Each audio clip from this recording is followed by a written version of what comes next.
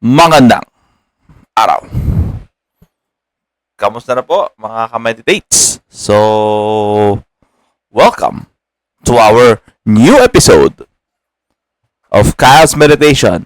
This YouTube video for this week or for the next 2 weeks or even for the month will focusing on the extensions of the second heaven.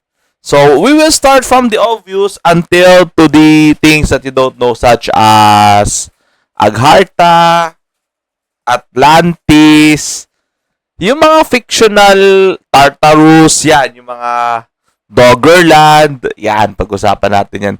Meron nga dito sa Samar. So, mga fictional island, I just forgot the name. It starts with the letter B sa may Samar area. So, pag-usapan natin yung mga fictional cities daw yan. Even in Greek mythology, you know, sabi sa akin ni Lord, everything that you heard is there is a corresponding reality in the second heaven na hindi pa nila na sa first heaven, especially Atlantis. There is already a kingdom in the deeper oceans. Kaya sabi nila, hindi ka ba nagtaka na hindi na inhabit yung mga oceans? Sabi kasi ni Lord, go forth and multiply. Wala naman sinabi si Lord na go forth and multiply within the land. Sabi ni Lord, wala naman eh. Ang kaso kasi, yung mga demonyo, ayaw pa nilang bitawan yung kaharian nila within the deeper oceans. So that's why, it's still a fictional island. But in reality, it's already long-lived by the sirens, by the mermaids. Sabi ng mga anak ko, mahirapan yata yung tao ma-figure out yung oceans. So, dito muna tayo. How much more yung mga other planets? So, we are doing, we're trying to discover planet Mars. Sabi sa nila, the way they do it is wrong. Even though they succeed, they will not succeed. Even though in their eyes, they succeed, but in reality, the sophistication to adjust from planet Earth to planet Mars is too complex for humans to discover.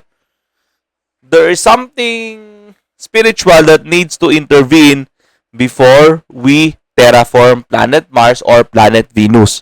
And then sabi ni Lord, the Lord was ridiculed when humans try to find exoplanets that is light years away from our planet. So, through telescope daw, through pattern, sabi ni Lord, not really. You're not gonna get an accurate picture of those planets without actually going there. Recently, nakita lang natin yung Pluto, iba pala yung kulay niya sa picture dati. So, this is how you realize that humans, despite of the long existence from Adam to today, has not found anything close to what God is. Even the devil is still trying to figure out what the Lord has done from the very beginning. And yet, it's still an area for failure. So, we will start from the obvious, no? This series is titled Extensions of Hell. Or you could say the extensions of the second heaven.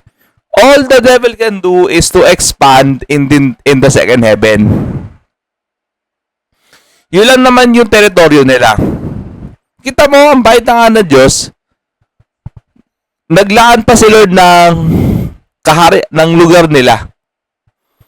So, gano'n siya kabait, actually. Sabi kasi ni Lord, at the end of the day, they are still my creations. So, kahit decision nila yan, pinaalis ni Lord. Wala siya magawa eh. Yan ang gusto nila eh. Sabi siya ni Lord. So, naglugar siya ng isang area. So, sabi ni Lord, okay, I'll give them a chance to explore everything. Take note everything is from the approval of the Lord. Pag hindi pumayag ang Lord, wala rin magagawa yung mga demonyo. So, sabi ni Lord, sige, ayaan ko na lang sila na maghanap. Sabi ni Lord, ito humans are closer to discovering everything that has on earth compared to the demons or to the devil exploring the second heaven. Mas malaki pa ang porsyento nung nakita ng tao sa Earth. Sa Earth lang, take note on planet Earth. Compare mo dun sa mga demonyo na paano nila i-figure out yung the rest ng second heaven. Second heaven is so huge that the devil is afraid of terraforming. Halimbawa, kasi as of the moment, the devil is concentrated towards planet Earth. The only planet in existence that human lives. Okay, na-master na ng demonyo what are their schedules, kung sino yung pupunta, kung sino yung magmamanipulate. When you start terraforming, the devil will be in shambles because sira na ang kanilang plano. They have to plan. Kasi mag-iiba ng sistema pagdating dun sa terraform planet. Mag-iiba ang laws of physics, mag-iiba ang laws of chemistry, mag-iiba ang lahat. So, with everything that is said, the devil has to adjust everything. Extensions of hell is all about Christians knowing what are the places that the devil loves to place themselves. This is a warning video to those Christians who are not alert enough or who are not keen enough to ask the Lord if the place that they're going is from the Lord's or from the devil or it is a neutral ground. Even churches of today has been an inhabitation of the devil despite of any denomination. This is what I am going to discuss in one of our videos someday. So, we have to be very careful. Sabi nila, the Lord has been exposing this to prophets, but the prophet's deliverance of message is not clear enough for the Lord to be convinced na, sinabi ko na to. So, ngayon, we need to be precise. We need to be accurate when it comes to how the Lord wants to describe this, how the Lord wants to tell people about it. So, obviously, the bars, of course, the bars, the sports clubs, yan. Those are the place for the devil. So, even computer shops, actually before, is also a place of the devil. So, restaurants, yan. Saka na to, this is a neutral ground, yung mga restaurants, yung mga malls, these are neutral grounds. Parks is also a neutral neutral ground. So, marami. How about yung mga resorts? Well, like I said, it's a neutral ground. So, pag-uusapan natin to. So, the Lord knows everything.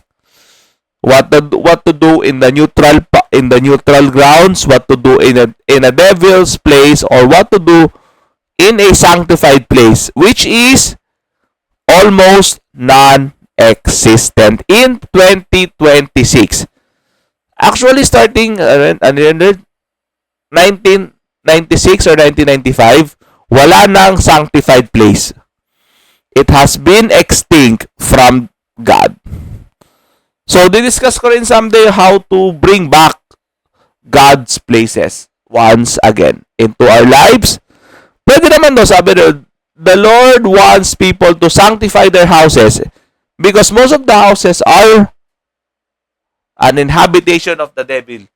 Even those Christians, their house has been inhabitation of the devil.